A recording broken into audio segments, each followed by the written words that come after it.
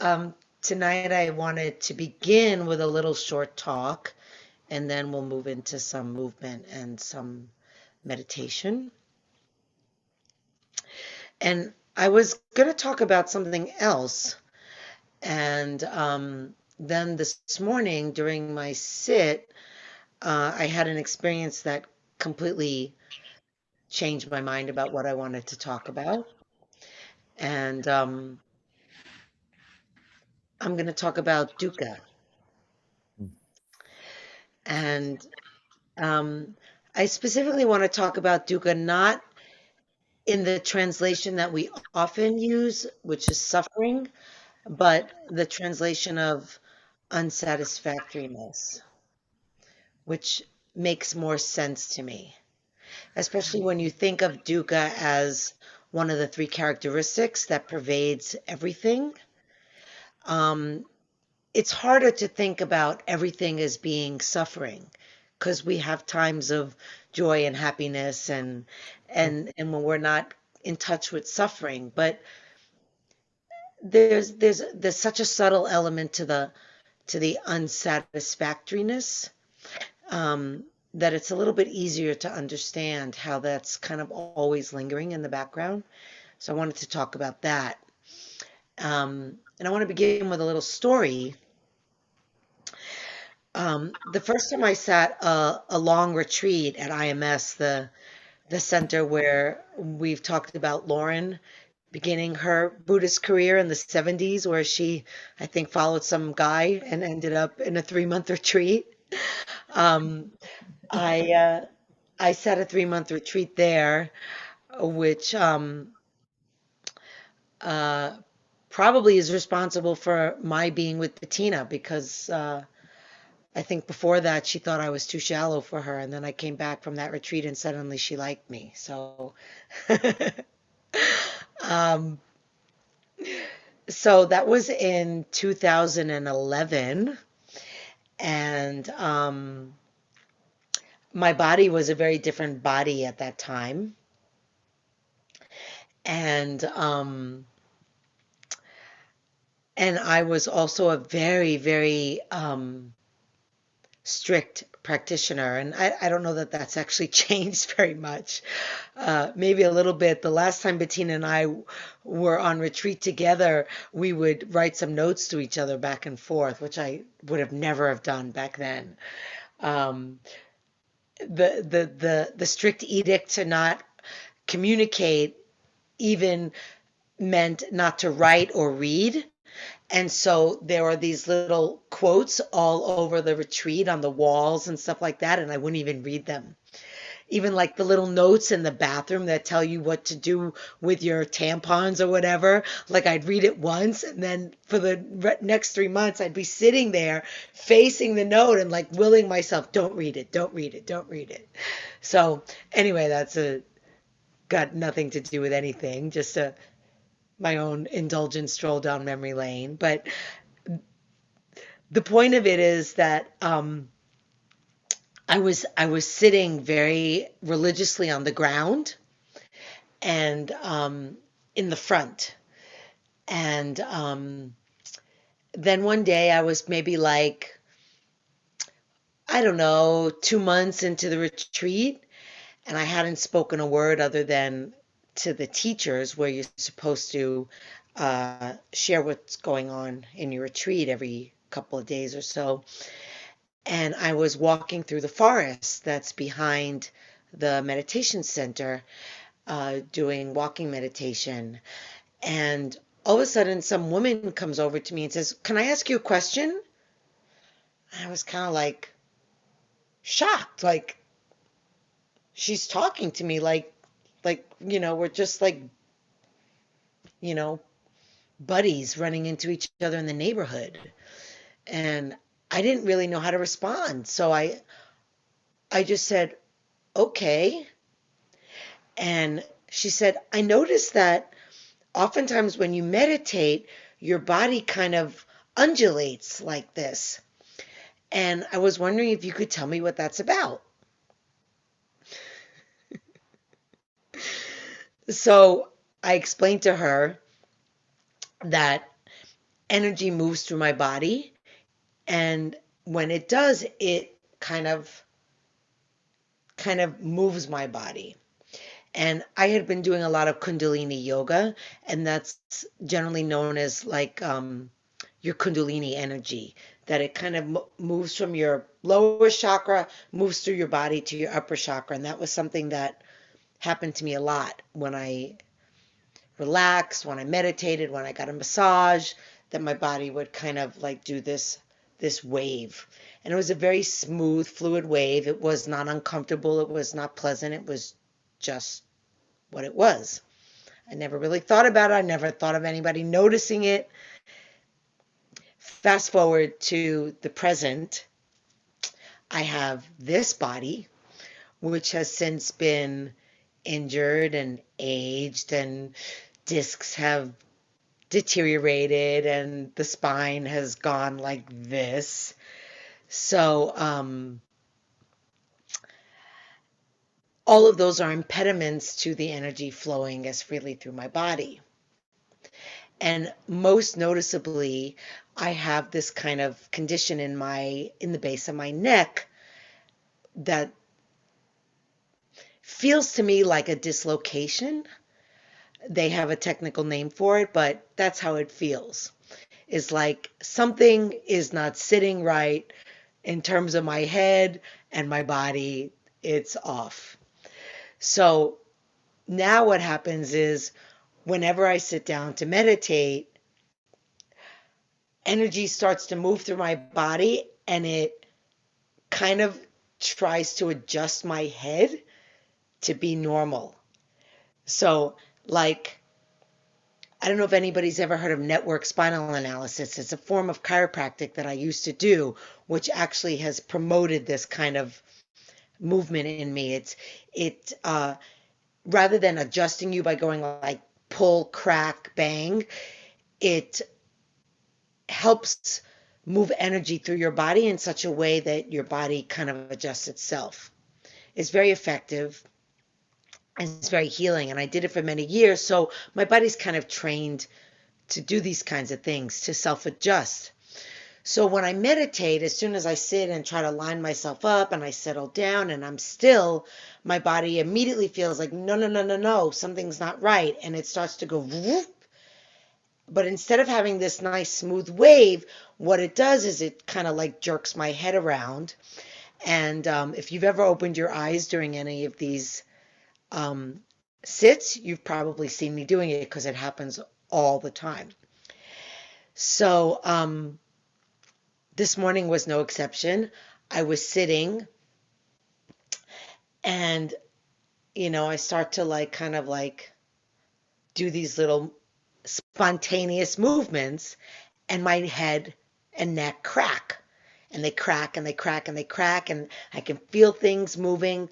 But no matter how much they crack, it never feels quite right. There's just like this kind of nagging sense that's kind of like if you've ever worked a puzzle and you picked up a piece and it seems like it's the piece that fits in that space and it looks almost identical to the whole. But when you put it in, it fits, but not quite. It's like as close as you can come to being the right piece, but it's not.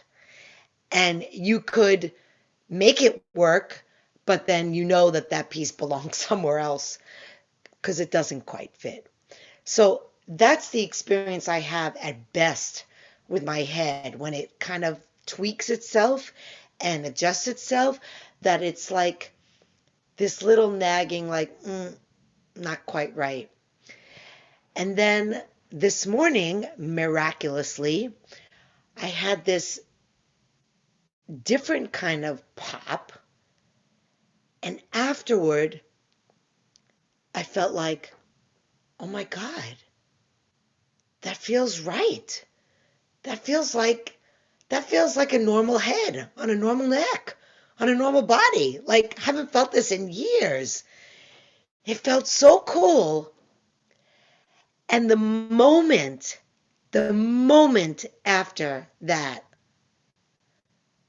I started to feel the sense of waiting for it to shift. That, okay, in this moment, it adjusts itself. And how long is it going to take before it starts to pull and it starts to tweak? And it took about 10 minutes. And the process started all over again.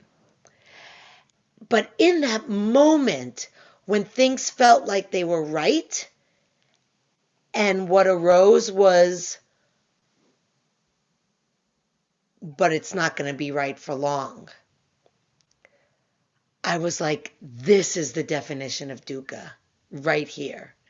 This is what the Buddha meant by unsatisfactoriness. Like this sense that even when things feel right, we know that they're not going to last.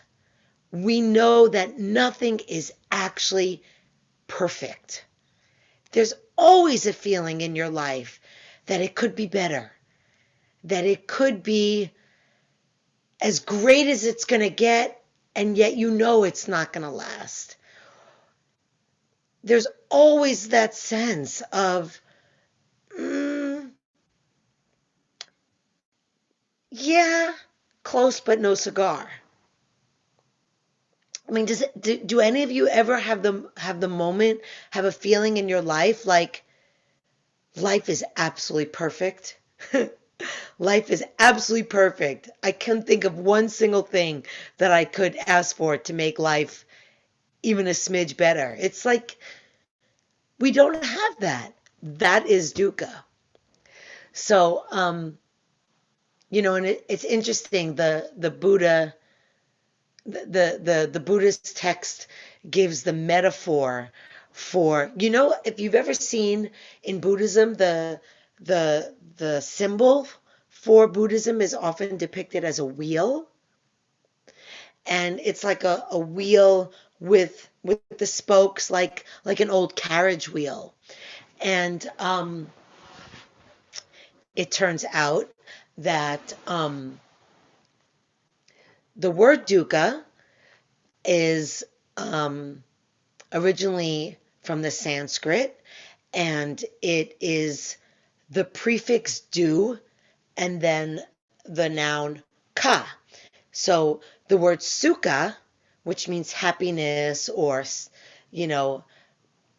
pleasant, comfort, sukha is the prefix su with the same noun ka.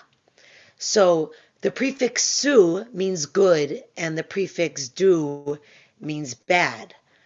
So ka later came to be known as sky or space.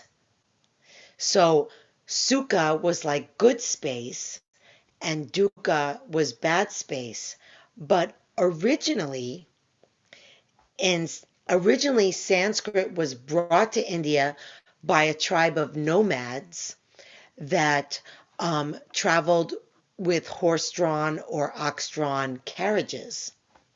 So wheels were super important to their well-being. And the word ka meant an axle hole. That space where the axle meets the hub of a wheel. That hole. And if the hole and the axle are not perfect, the wheel doesn't flow perfectly smoothly.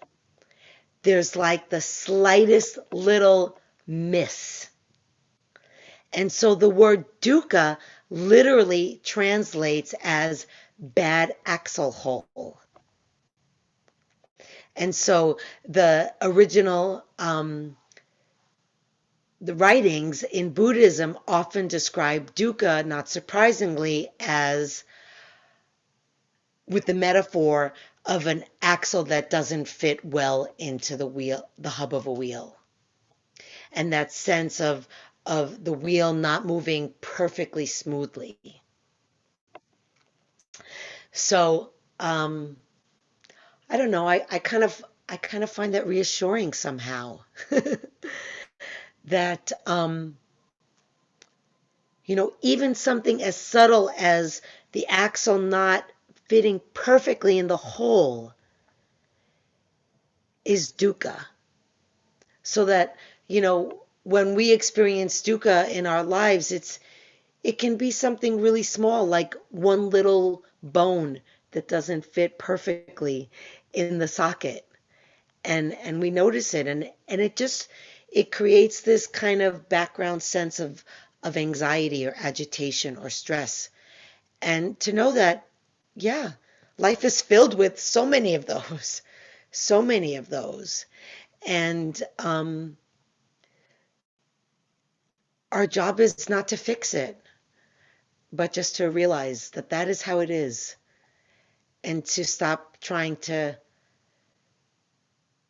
look for perfection, because we're not going to find it.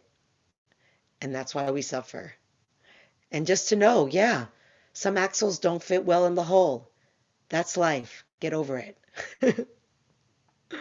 Yeah. So I don't know if that's much of a talk, but that's what came to me this morning as my neck was finding its way toward sukha and then back into dukkha. So thank you for listening. And we'll we'll do a little bit of movement now and work with the ka, the space of the body, to try to create some sukha, some comfort, some ease, some well-being. So I think, Bettina, I'm going to check in with you, and I know your body has some concerns tonight. Would you rather stand or would you rather sit for our movement? You'd rather sit. Okay. I'd rather sit. Linda's standing. You can stand. Stand if you wish, sit if you wish. And yeah.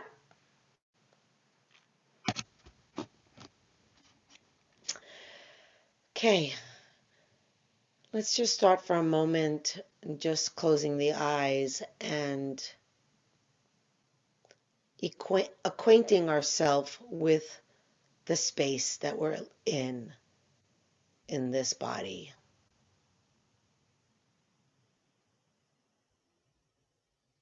And feeling how the breath breathes in and breathes out.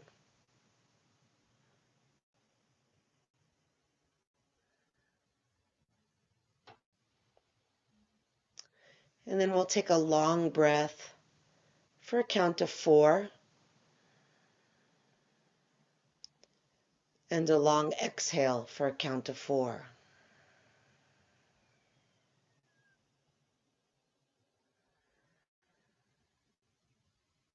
Repeating that. And on your next inhale, hug your shoulders up to your ears for the full 4 counts.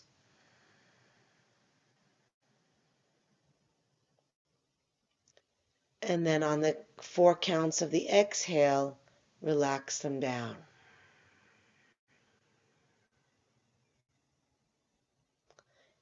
And just repeat that a few times.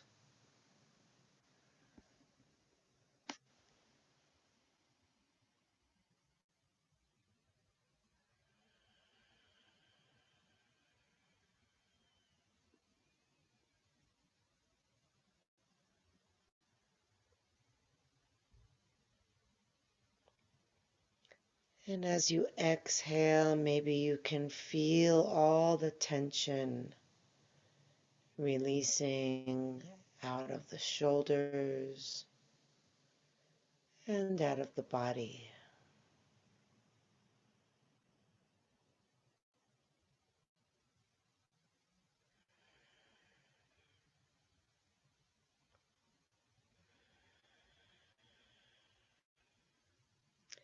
And then just let the shoulders come to rest at the end of your next exhale.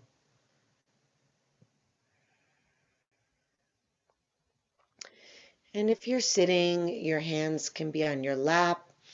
If you're standing, you can bend your knees and still put your hands on your thighs. We're just going to move the spine a little bit. And it might be nice to stay with the 4-4 breath, but you can also move more quickly if it feels like that would serve you better. So on the inhale, we're going to slide the hands up the thighs, bring the chest forward and the eyes up. On the exhale, slide the hands down toward the knees, round the back, tuck the chin. Pull the belly toward your spine to release all the last bits of air out. And then find your own rhythm, breathing and moving as one.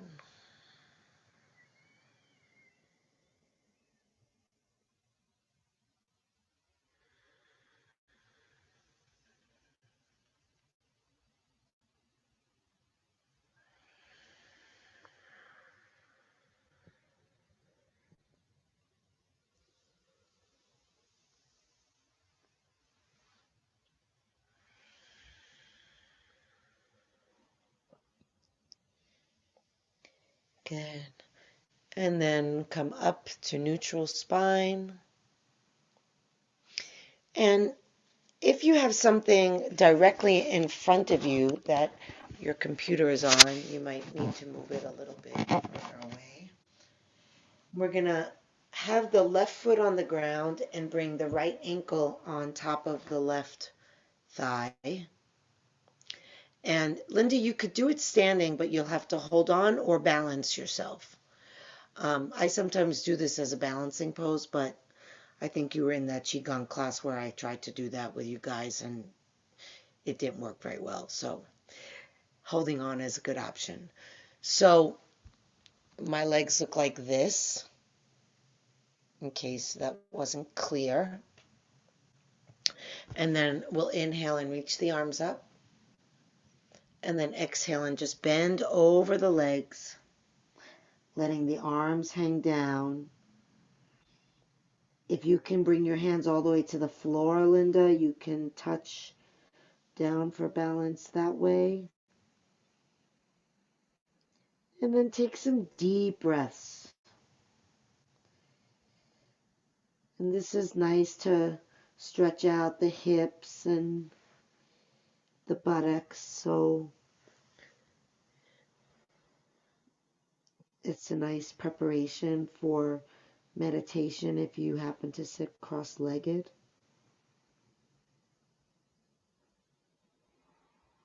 See if on your exhales you can release the weight of your body further down over your legs.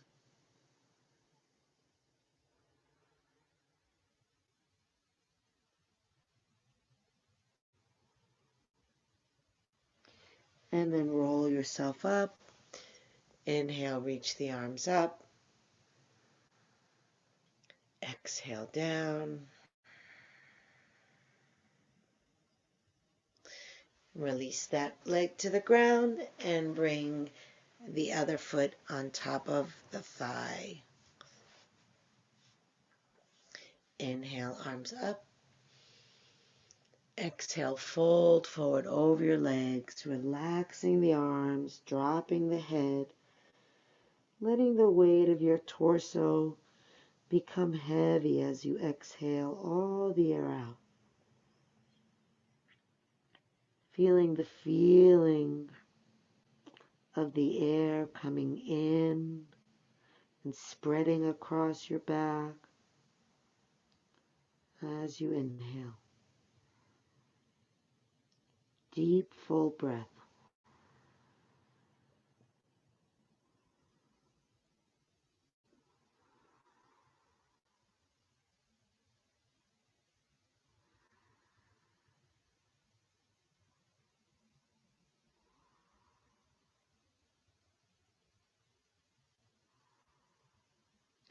And slowly roll up. Inhale, reach the arms up. Release the foot to the ground. Take your arms behind you and interlace the fingers. See if you can straighten the arms behind you. Take a breath into your chest as you inhale and drop your chin to your chest as you exhale. Inhale, lift the chin, breathe up and across your heart. Exhale, relax the head forward. And then maybe go even slower. Really spend some time feeling the space across your chest blooming with the fullness of your inhale. The head relaxing with the release of your exhale.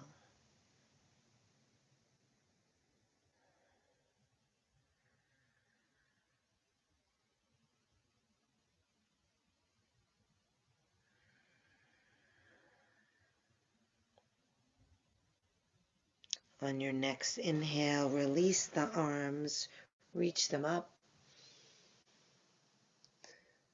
Exhale, bring the palms together in front of the heart.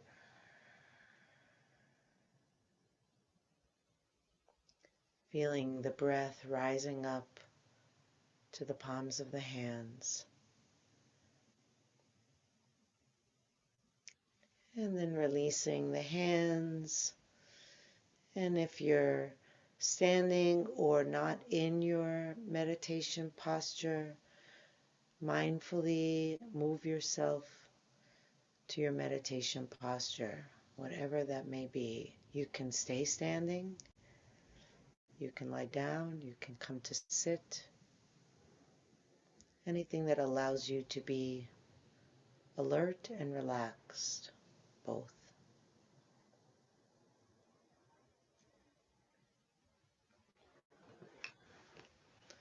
Maybe starting by just closing the eyes, or if you're not comfortable closing the eyes, just gazing down to one spot so there's not a lot of visual stimulation.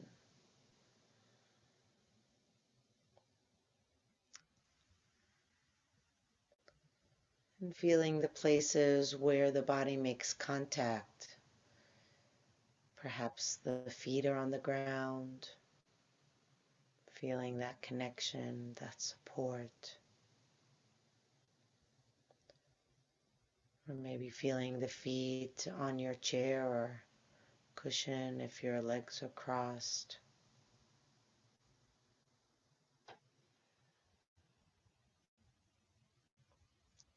If you're sitting, noticing the weight of the sit bones and letting them sink down, down, down.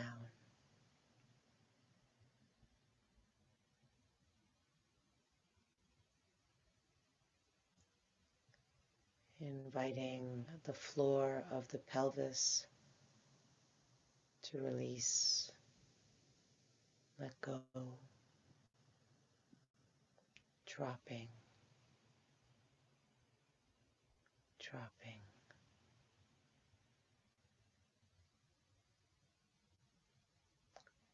The walls of the belly relax.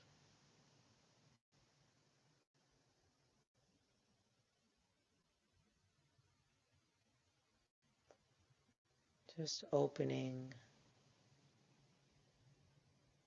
the belly to the breath.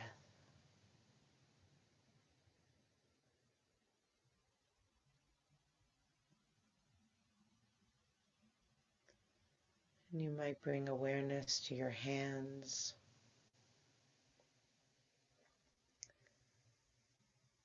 Noticing the sensation of the hands resting, resting, resting.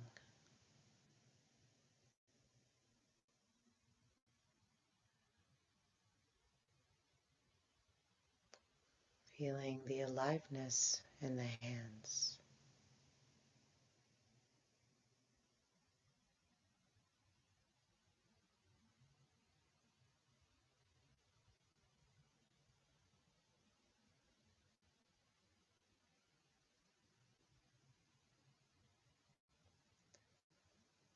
And then noticing the jaw and seeing if you can let it go, let it go, let it go.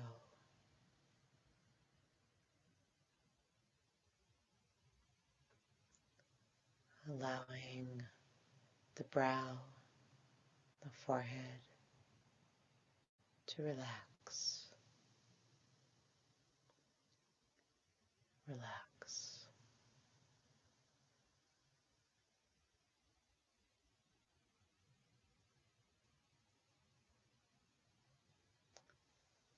And letting those shoulders melt down the back.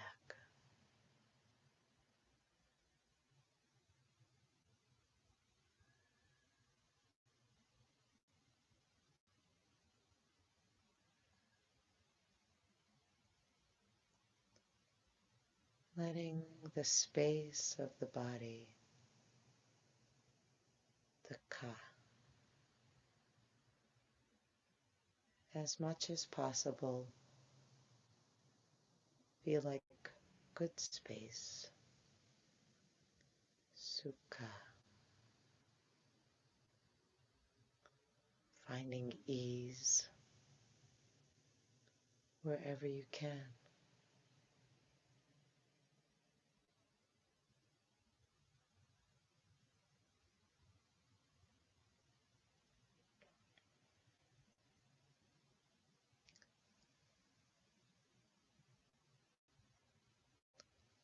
You may be gravitating toward the feel of the breath if that feels relaxed,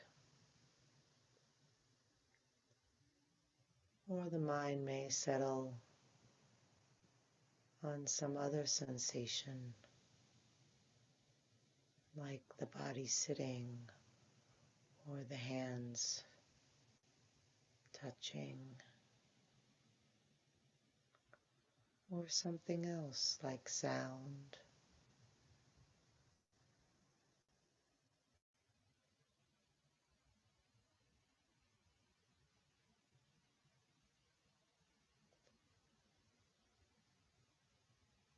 Seeing if the mind can settle on something that helps bring a sense of ease to the mind.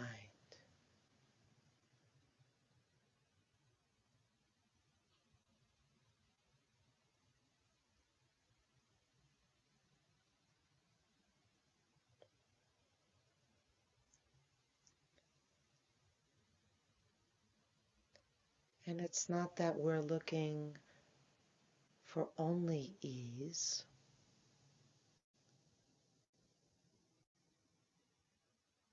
lest we be disappointed.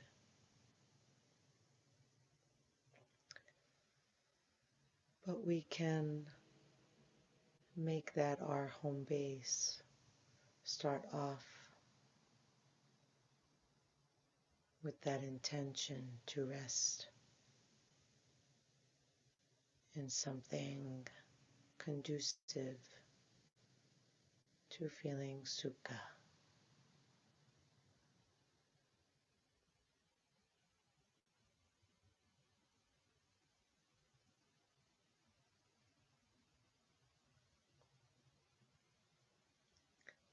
And one of the things that happens when we settle into a foundation of ease is that it becomes apparent when dis-ease is present. Dukkha.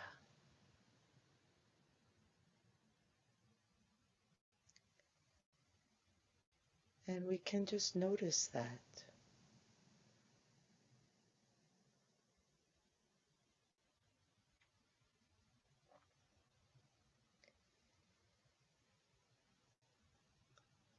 In this moment, my body is very hot and I'm sweating and it feels unpleasant. And yet, there's also the sense of my hands, which feel pleasant. Both are true.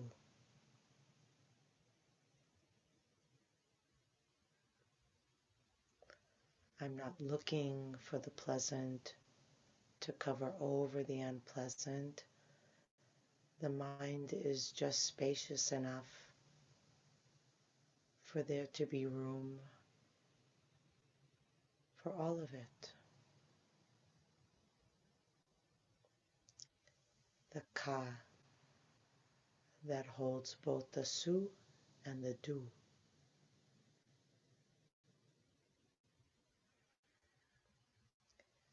And so we'll sit together for a while. You can let your mind continue to rest on your anchor,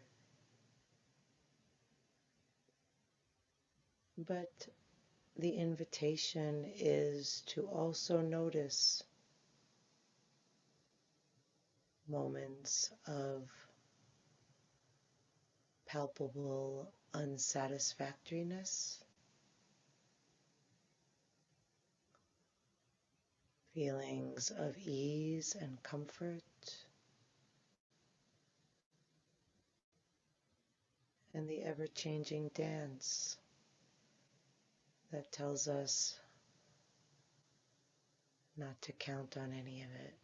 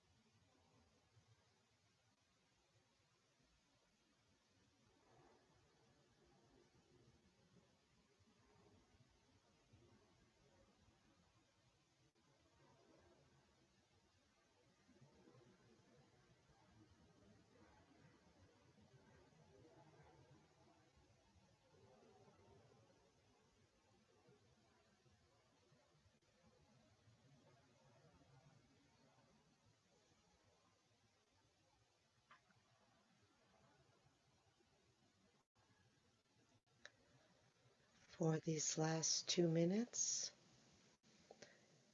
let's see if we can sit perfectly still.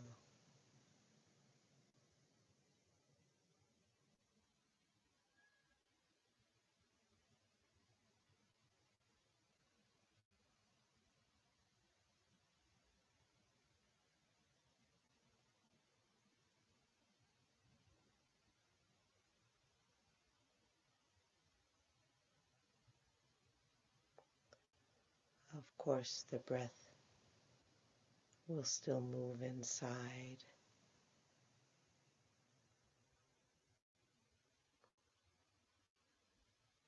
and we'll keep the rest of the body as still as possible.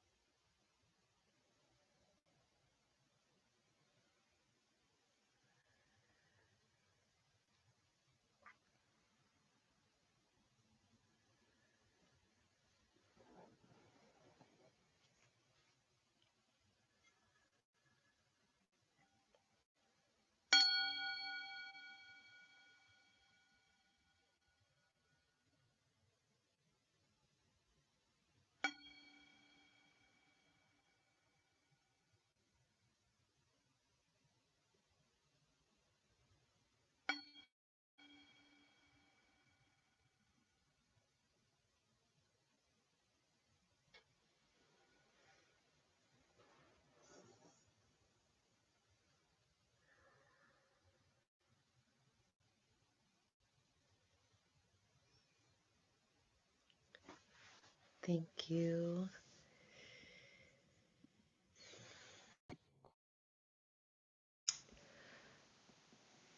So I'm going to send to you guys in the chat the verse that we were on last time because I am not certain that we've said everything that wants to be said about it. So maybe will somebody please read it for us? I can read it. For the realized mind at one with the way, all self-centered striving ceases.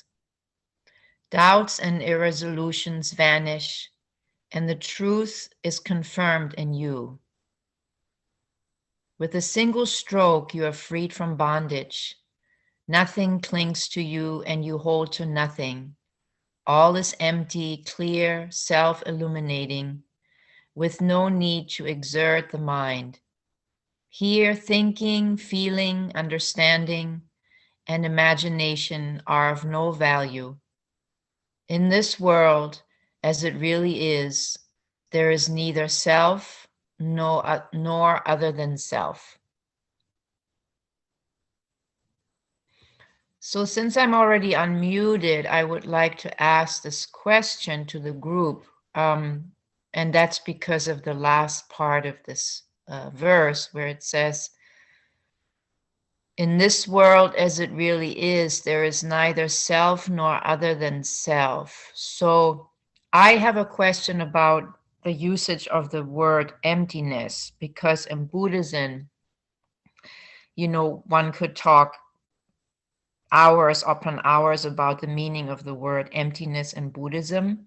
but it's certainly not an emptiness that we might understand as a Western concept. Oh, I'm feeling empty, or there's nothing. It's not nothingness. It's actually quite the opposite. It's a complete and total interconnectedness, the opposite of a solid self that exists on its own. That's just part of how I understand it. And I'm wondering if you feel that the way it's used here refers to what emptiness does it refer to, and how does it relate to in this world as it really is? There is neither self nor other than self. Um, because that to me kind of implies more the standard concept of emptiness. Or maybe I'm not seeing it right because I'm tired, but I'm really curious to hear some comments about that, if you don't mind.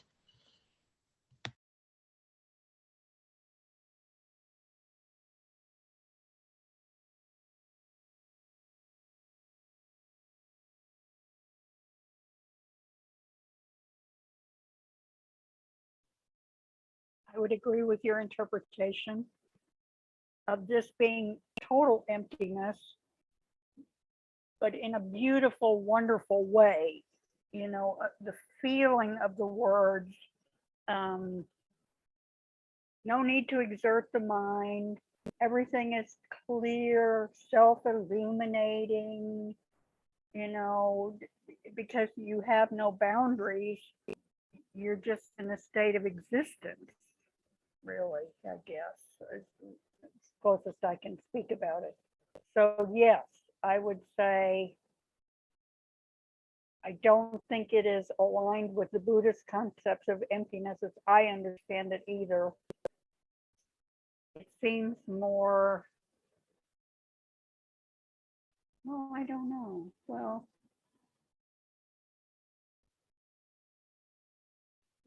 clarity. It seems like a state of clarity, I guess. This is just such torture that we're trying to use words to talk about something which is telling us that words don't actually work. So, it's a non sequitur no matter what I'm doing here. So, it's as close as I can get. Clarity, like the ringing of a bell, is clear. Perfect. Beautiful. With no effort, and kind of just expands in a lovely way without effort, kind of that. I'm shutting up. I don't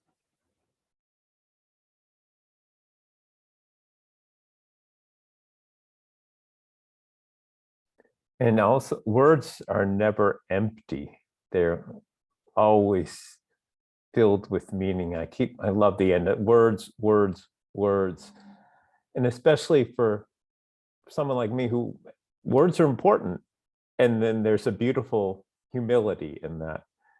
Because words are, I think I have to use them. And yet I know that they're not going to get me where I want to go fully. But if I just don't use them and give up, then it's harder. One thought I had on emptiness, and I'm not sure where this comes, maybe it's from kind of Christian tradition, but that to me, emptiness feels like it's just an openness, kind of a generosity of spirit or generosity of action. So it's for me, when I try to empty myself, it comes out in sort of a posture of openness rather than a posture of closedness, which is kind of judgmental, walls. I need this, I need that, that's not emptiness. So emptiness is one of those, for me, those moments when experience, and it's only a moment, but it's very lovely. And it's in the generosity, that's where the connection is too. I feel connected, and it's not only generosity in a giving, it's like a complete energy flow. So yeah, I guess emptiness, maybe I would say for me and how I understand it, it's holding on to nothing, but with a complete openness to generosity, my own as well as everybody else's. Because I often will judge everybody else's too. I'm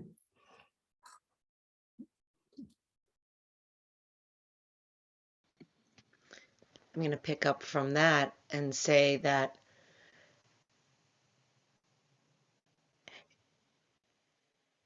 in the presence of generosity, there's no giver and there's no receiver, right?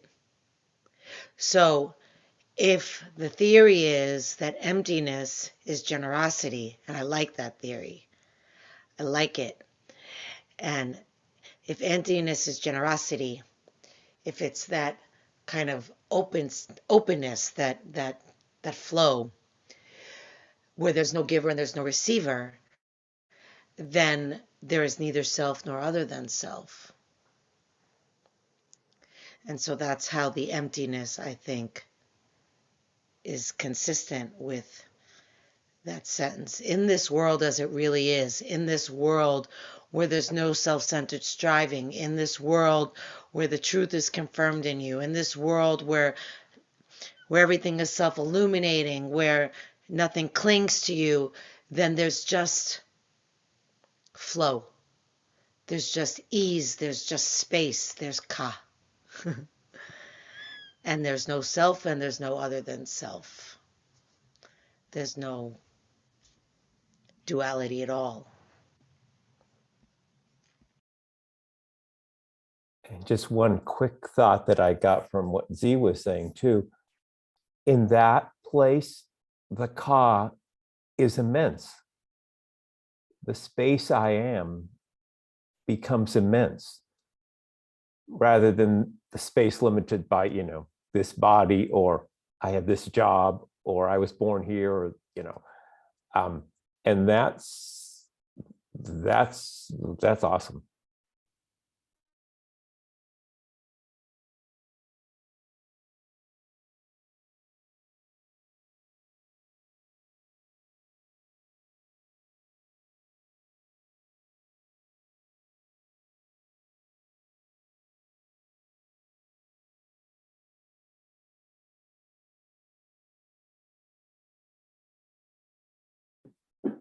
Well, I missed the beginning when you were talking about dukkha. However, I'll say what I think of what this self and other than self, in kind of breaking down where it says here, thinking, feeling, understanding, and imagination are of no value in this world. To me, thinking, feeling, and understanding, I'm not sure about imagination, I have to think about that, is of the mind, comes from the mind, is of the mind, where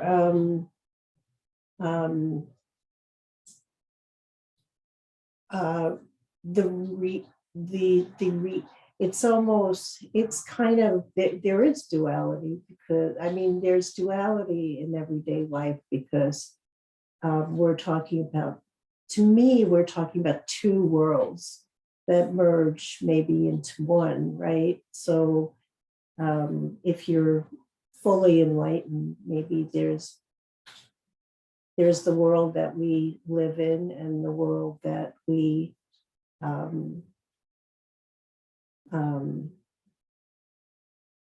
the world of enlightenment. But anyway, that's how I look at it. Like there is no self nor other than self, because we pretty much, I think we relate most things in the everyday world to self and other than self, either ourselves or others, that, but in this world, there's no need for that. And I think we do, I know that I have had glimpses of it. where I have felt like that. Like it doesn't, interpretation doesn't really matter in a sense, but anyway, it's just, yeah, it's just acceptance of what is in this place. So anyway, that's all I have to say right now. Thank you. Hope that made sense. Yeah, and Lauren, sorry.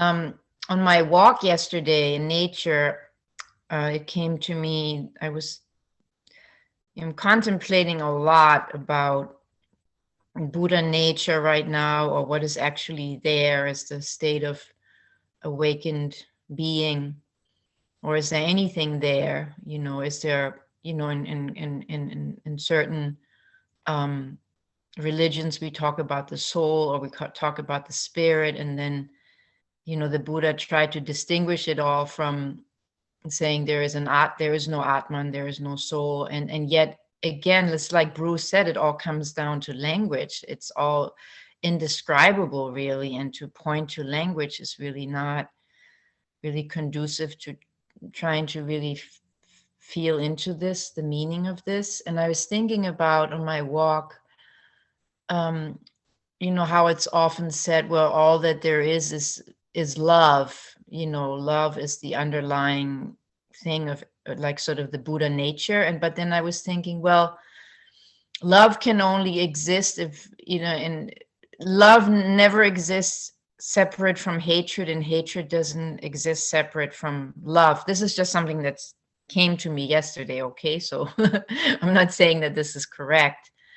But I was thinking, yeah, it just points to a duality, love, hatred, love, hatred. It's a duality like night and day, or, whatever other opposite. And maybe this poem is really taking us beyond all of that. I guess that's really what it does, even beyond love. So to even say, well, underlying everything, there's just goodness, there's benevolence, there's kindness. That's what we really are. And I was thinking, well, is that really going far enough?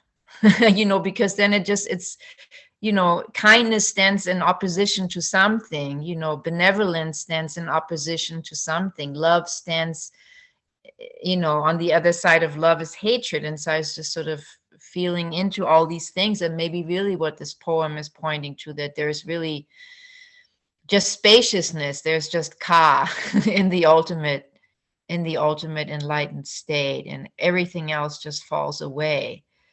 So to say even that there's goodness, or there's a Buddha nature, or there's whatever, there's, the Thich Nhat Hanh speaks about the kingdom of God inside of us. Maybe all of that is, is not, there's nothing ultimately in a more awakened state. So sorry about my musings.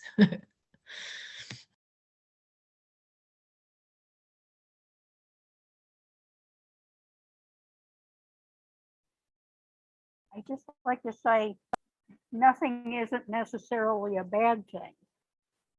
I think nothingness is like space to me. It's just a completely different environment than we are used to. So I think emptiness is not a concept that the Western, especially Westerners, very familiar with or very comfortable with at all. Feels like there's nothing there. Also, everything could be there. As you say, depends on how you're looking at it. And the dualities are necessary as long as we need to define something. When we get beyond the need to do that, then the dualities can dissolve because they're not needed anymore. We can't describe kindness if we don't know cruelty. They describe each other They define each other. So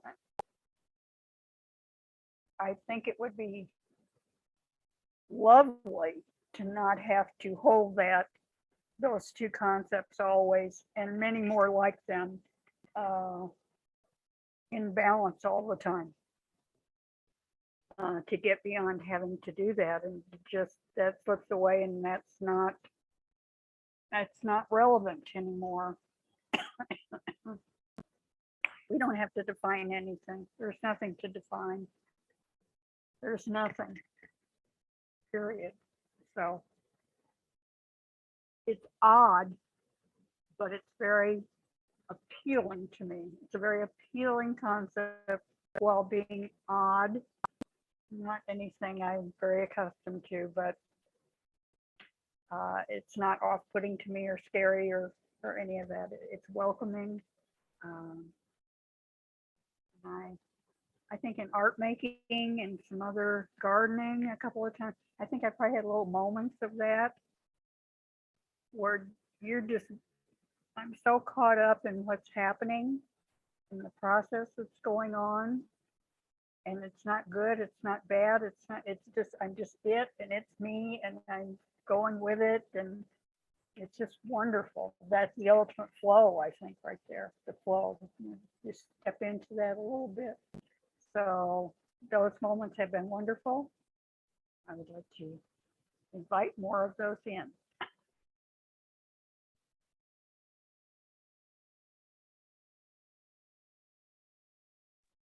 One thing I'm thinking about love too, and I think it's kind of funny being Valentine's Day, but the way that we often think of love with a subject and an object.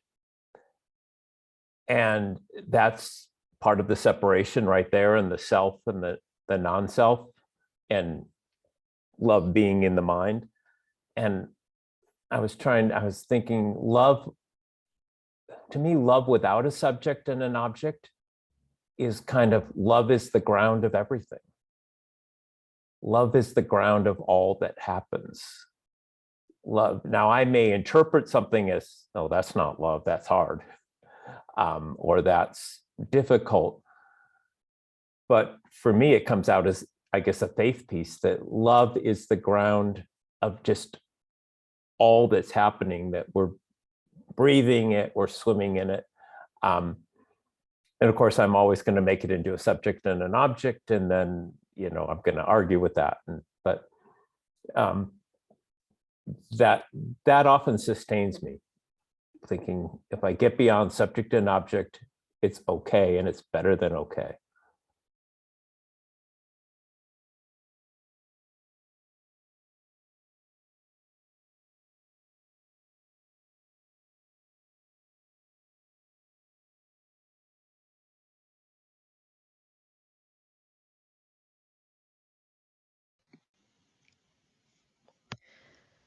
I'm going to throw into the mix my sign that I've brought into the Sangha probably at least 3 times already. We suffer because we ascribe value to things. So if we suffer because we ascribe value to things, then that means if we cease ascribing value to things, which is what Linda was talking about, not having to define things, not having to, that's what we're doing when we're defining things, is we're evaluating them. So when we stop ascribing value to things, we don't suffer. In other words, when we let go of all the relativities, that's what's happening when we're ascribing values, is we're assessing something in relation to other things. So when we let go of that process, then there's no suffering. There's the realized mind. The words fall away, the concepts fall away, the judgments fall away. There's no good or bad, love or hate, blah, blah, blah.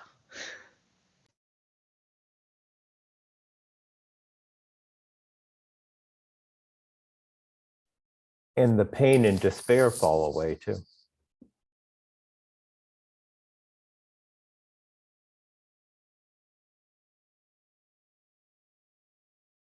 I wanted to add that I remember that in Chinese painting, there's a lot of ka, there's a lot of spaciousness. It really stands out in contrast to Western paintings. And so it's really amazing. You would see usually very wide spaces. And that really speaks to what we're talking about tonight. And there's also certain Chinese Buddhist poetry or Taoist poetry that's really just so profound and so beautiful. I know that Cynthia had a book about that, and I can't remember the title, but it was a beautiful book of Chinese poetry. I don't know if you remember, Z, but we need to ask her and maybe put it in the chat or recommend it, because it's just extraordinary poetry. It really is just captivating poetry. It's worth reading it just in conjunction with this evening, or with this poetry that we're studying here. And like you say, there's a lot of space in it. There's a lot of space in it. And with the art, the space is as much the space isn't just the background that the art is on. The space is part of the art.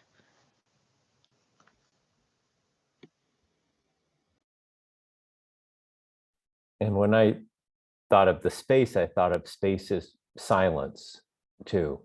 And silence, in my experience, is very alive.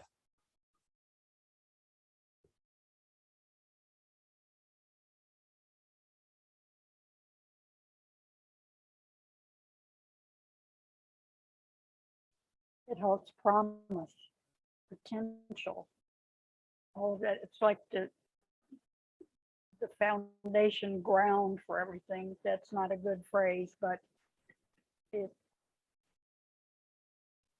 could be it could receive anything, anything could come in or go out, or it's completely open to that flowing. So, yes. Fascinating.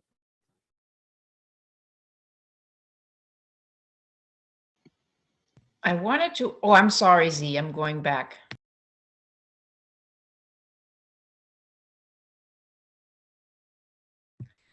I wanted to say that I think it also would be really good to reflect for each one of us of those moments of awakening that we each have, and maybe more and more on the path. Because I don't actually, and maybe that's because I'm deluded, but I don't actually think that it's true that we never have moments where there is not some kind of dissatisfactoriness present. And I think Linda might have been talking about that tonight, maybe when she's in the garden. I feel I have definitely experienced moments in nature where I don't feel like there was any inkling of a feeling like, oh, I wish I'd rather be doing that, or there's an itch in my toe, or I just wish this wasn't that way, or another way. And I do feel like that's really important as practitioners, to turn into those moments, to be really aware of them and appreciate them. It's kind of like Thich Nhat Hanh always said, know when you don't have a toothache. It's just as important as knowing that dukkha is present, to know when there's not dukkha present. And the Buddha really encouraged us to look at that in the Four Foundations, the Sutra on the Four Foundations of Mindfulness. And I think that's really important, to know those moments and that they do exist, even though that seems contradictory to the teaching of dukkha. So that's maybe another subject. I don't know if we have time to discuss that tonight, but yes, it's true that in this realm of birth and death, there is dukkha. However, we do have those moments when maybe dukkha is not there, or maybe if we look deeper, or we'd still find it. But it's worth discussing it maybe another time. I know we're not going to have the time tonight, but it seems to go with the subject. So Yeah, first I was going to say, okay, I need to print a retraction. You're right. I'm wrong. But then, forget right and wrong, this and that. And I think maybe what it means is maybe in those moments like Linda described in art or gardening and you're describing in nature where there isn't a sense that anything is awry and the wheel is spinning perfectly smoothly. I think that A, there's a pleasantness to that, and likely in that pleasantness, there's a hint, perhaps imperceptible, of wanting to keep it around. And I think that wanting is where the dukkha lies. And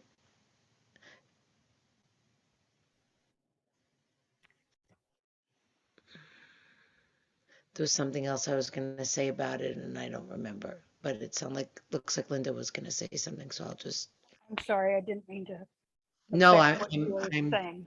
Please, I'm I was, lost my I train. just had this thought that for myself, when I'm sitting in the orchestra hall and the French horn sounds the A that they tune to, and everybody begins to come in, and you hear that beat, that rah, rah, rah, rah, and then that slows down, it slows down, and then eventually they're all on that note. They're seated in that note completely and fully. There's such a great feeling of joy and rightness when that happens. It I just thought of that, and I thought of that experience, and you can almost hear people go, ah, that's it. That like sitting for meditation, that same, ah, that is right. You don't need it. There's no improving on that. That's right where it needs to be, right there. So I don't know about the keeping it around thing. I think maybe our natural personality, our natural humanness would have a little hope that that could happen or desire that that could happen. But I don't know. I don't think right then, maybe later. I think right then it's there. You're there. It's there. It's good. Yeah, that moment that Linda's talking about, for me, that's a moment of great hopefulness too and connection. But for me, then when the dukkha will settle in is as soon as I name the moment. As soon as I name I'm happy, I'm in the garden. Because before I name the moment, it's almost like I'm captive of the joy of the universe or the creativity of the universe or the music of the universe. And then when I name it, then I start having subject and object, and then the dukkha settles in, and I'm like, oh, it's not going to last.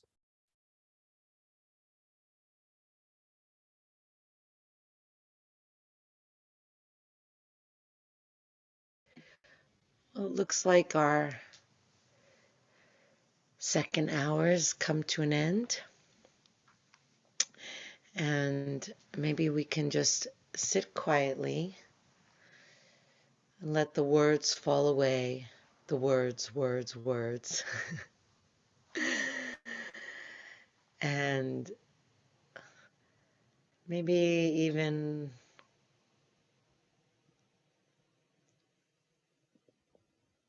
let the self fall away. Just being in the space of isness, or like Bruce's version, the space of generosity. Being not just in infinite space, but being infinite space.